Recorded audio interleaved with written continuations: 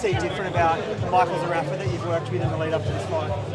Well, I think we're going to see a very professional Michael Zerafa tomorrow night. I think, as I was just saying before, I think we're going to see Zerafa's greatest hits tomorrow night. And if we can see the very best of Michael Zerafa, that's going to lift him back to where he belongs. And there's levels in this sport, and I think tomorrow night we want to show the difference in levels. And I think that we'll find a very precise, very efficient. I don't see Tommy landing a lot of clean shots on Michael tomorrow night. He's really in the zone for this. He wants to show the world that he's back, and I think that's what we're going to see tomorrow night. Mick, there's obviously a lot of emotion in this one now. Is that a good thing or a bad thing for you? I love it. It brings the dog out of me. He talks a lot of smack, and I know him prior to the fight, so I know it's all just for the cameras, but come tomorrow night, there's no love in the glove, and I'm going there to hurt him and put him in retirement once and for all. He's getting too cocky. Are you surprised how nasty this has turned the last couple of days? I don't really care. I've been there before. For him, it's something new. For me, I've been there before. I'm the villain and bad guy in the sports. Every fight's like this for me, and I love it. It brings more fire to the fight, and I'm excited. Do you think fighting someone at the tail end of their career is really going to show the levels to this game, as you were saying? No, not really. He's got two arms to the head and bleeds red. He's coming there to win, and my name's like a world title for him. So I know he's going to come try to bring the best Tommy Browne, but he's saying he's better now than he was 10 years ago. But the Tommy Browne 10 years ago doesn't beat the 15-year-old Michael Zerafa. So I don't know what the hell he's smoking. But like I said, tomorrow night we get in the ring and I punch his head in. Nick, were you expecting that could have got a little bit physical just then, given the way this has played out over the last couple of days? Yeah, look, everyone was warning me, and I was ready to introduce my forehead to his nose. I got no dramas. I've done that before, so he played it cool. Like I said, he didn't bring the energy he did yesterday. So again, I know it's all for the cameras and it's all talk and show. And for me, like I said, it doesn't really go under my skin much. Glenn, you got a lot of experience with the zoos. Obviously, the plan is for Nick to get past Tommy and then take on Nikita and hopefully Tim. Can he win those fights? Of course he can. They're all bettable. They all go down, but they're great fighters. I'm taking nothing away from Nikita or Tim. They're brilliant fighters, and as you know, I've had one of the Horn brothers in with each of them.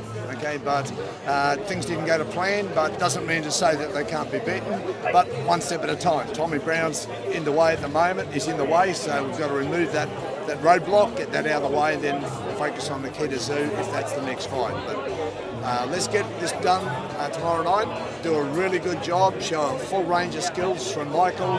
That'll show that he's well and truly worthy to take him to Zeus. Mick, what was your thought when No Limit, you signed these 3 fights and the first fight was Tommy Browne? What was your immediate reaction to that? For me, I don't care. Like I said, there's a plan in place. For me, I love structure. I love a plan. And when they gave my end result to Tim, that's what I want. We've got unfinished business there, and there was a reason why that fight didn't happen. It had nothing to do with me. But unfortunately, I can't say too much because there's obviously legal battles going on behind the scenes. But that's my end goal, and they said they'll give me that plan and that goal if I take on Tommy Browne and Nikita. So they've shielded Tim a little bit with his brother and Tommy. But again, if that's the plan and that's what I got to do to get to Tim, so be it. Do you see that fight happening this year with Nikita first? Yeah, 100%. I think it's going to be a hard fight. I think Zudia, can upset the party. I really do. But Nikita's doing great things, and he's a tough fighter, and I'm not going to knock him from that, despite our differences. But I think there's a lot of flaws in his preparation and his style, and style to make fights. And his chin's very questionable. Are you excited now, mate, to put a few fights together, given what you had to go through over the last year and being out of the ring for so long? Yeah, 100%. I love being an active fighter. I've had 37 fights now, and I've been all around the world. And sitting out for that 16 months, 18 months, or whatever it was tough. And I got very complacent. I got very chilled and just repetitive, doing the same thing. And I just kept telling myself, I was in a 16-month camp. I'm more than ready, but I was doing a lot of the wrong things. And like I said, now I needed that loss. I didn't want that loss, but I needed it, and it's fired me up now. And having a guy like Tommy Browne speak shit in front of my face, it's just really put more fuel to the fire. More specifically, what corrections have you made since your last loss? Just everything. I'm doing a lot more recovery. I'm eating a lot better. I was overrunning and I was overworking. I've got everything down pat now. I literally outlaid 50 grand just to set up a little gym for myself, and get a little studio for me to train perfectly. So I've put a lot into this camp, and no stone's been left unturned. Thanks, guys. Thanks, Mick. Cheers. Thanks, Glenn.